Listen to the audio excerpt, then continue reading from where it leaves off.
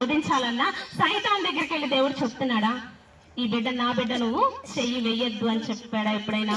నేను ఒకరోజు ఇలాగే మా ఇంట్లో దేవదూత వచ్చింది. నేను కళ్ళు మూసుకోలేదు, కళ్ళు ఇలా మామూలుగా అంటే నిద్రపోలేదు, కళ్ళు మూసుకొని ఉన్నాను, ప్రార్థన చేస్తా ఉన్నాను. కూర్చొని వీళ్ళందరూ నిద్రపోతా ఉన్నారు, నేను ఒక్కదాన్ని హాల్లో కూర్చొని ప్రార్థన చేస్తా ఉన్నా.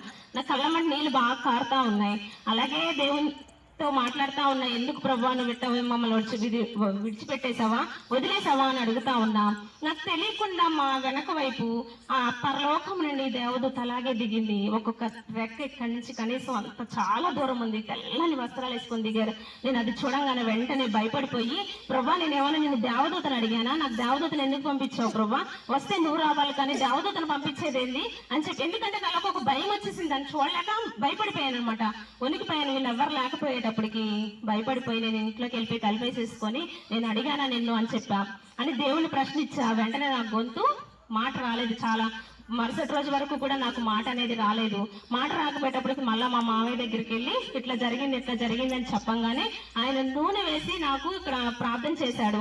చెయ్యంగానే అప్పుడు నాకు మాట వచ్చి, అసలు ఇది నిజమైన దేవదూతేనా, అసలు ఎందుకు ఇలా జరిగింది, అయ్యో నేను ఉచితంగా తరివేశానే అని చెప్పి మళ్ళా అంటా ఉన్న కొద్ది రోజులకి మళ్ళీ నాకు కల్లోకి వచ్చి సేమ్ అదే దేవదూతను మళ్ళా చూశాను. నన్ను సైతాన్ పరిగెడుతున్నాను కానీ నా వల్ల కావట్లేదు, చాలా దూరం పరిగెత్తున్నాను.